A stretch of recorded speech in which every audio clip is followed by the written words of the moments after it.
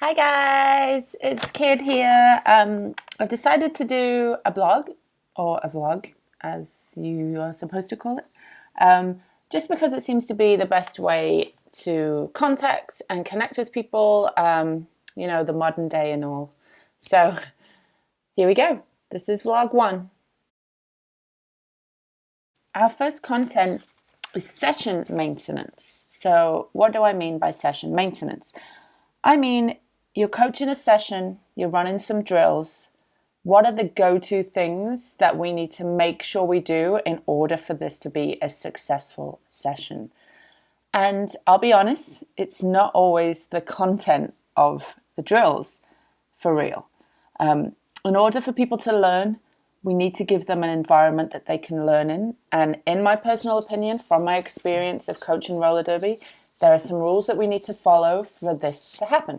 So I'm just going to blast through them. I'm already conscious that this is like a minute long and I haven't even started. Okay, so first of all, the start of the session, what are you going to cover? Okay, sounds silly, sounds obvious, but a lot of people go into a session when they're coaching with kind of a loose idea, but not much of a specific focus. Focus is important. If you can, let your teammates know the focus pre-session. Personally, if I know the subject of a session or a couple of sessions coming up, I will watch some footage in order to make sure I'm kind of prepped and in the right mindset for that specific focus. Everybody's different. You might not like to do this, but some people do, and you have to plan for that. You have to give everyone their opportunity to learn as much as they can, pre-session and during the session. Okay, so before the session, just give people a rough breakdown of what you're going to cover. This can be like 5 words, this can be a 30-second spiel, whatever it might be. Today's focus is this. You can expect to see this, this, and this. If here you need to do any maintenance with regards to color uniforms, do you need to split people into black and white? If you do, do that now. Let people know right now. People take forever to do this if you do it as drills are running, and it can take a lot of time, and it just brings the whole level of the session, the energy down a bit, and there's a bit of a lull. Plus, you waste time. We all pay for this hall space. We all want to make the most of it as we can. We probably don't have enough hall space and as time in there as we would like. So, just make sure you're saving as much time as you can. All right, so a mid-session checklist. So I always try and follow this checklist before the start of every new drill. The checklist goes like this. I shouldn't clap, noise. What are we going to cover? Why are we going to cover this? Why do we need to even learn this? People need to know the whats, and they also need to know the whys to keep that interest so they know how this is going to benefit them.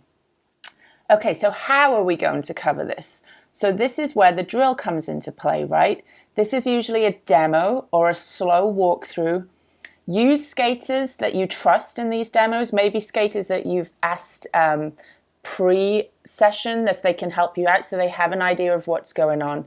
And please make sure they're wearing the correct colors. So if this is a pack drill that you're coaching, have 4 blacks and 4 whites and 1 black jammer and 1 white jammer. Please don't mix those colors up. Again, everyone is different. Some people are very visual, and having the incorrect colors can really throw people off.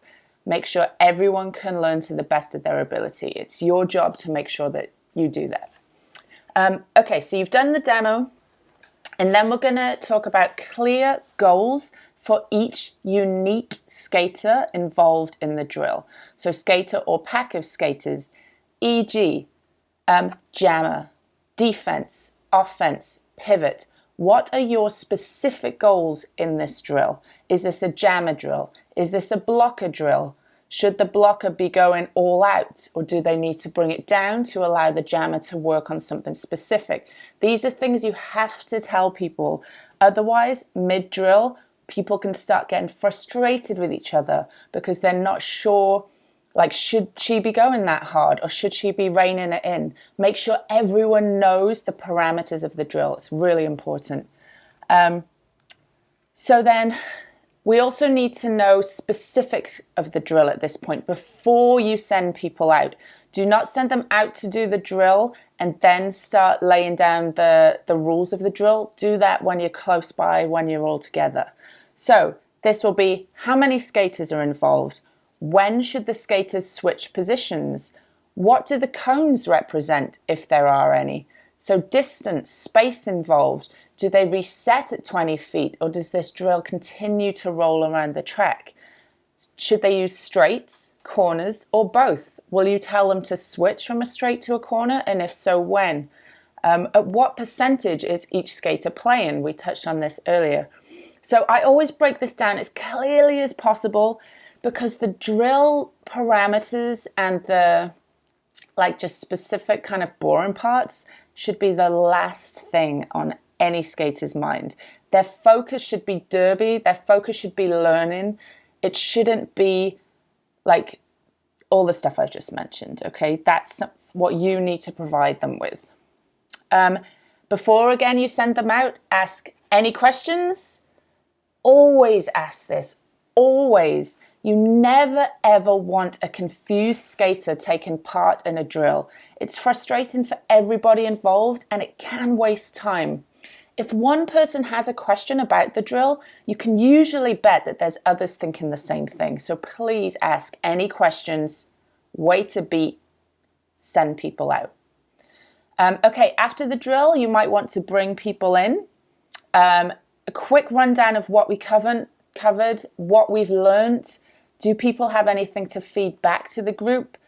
I know we all struggle with how long to keep this feedback part going, right? I always encourage people, anything beyond quick learnings, unless it's something major, we say, post it on the forum, let's talk about it after the session, unless it's something that's really going to evolve the session.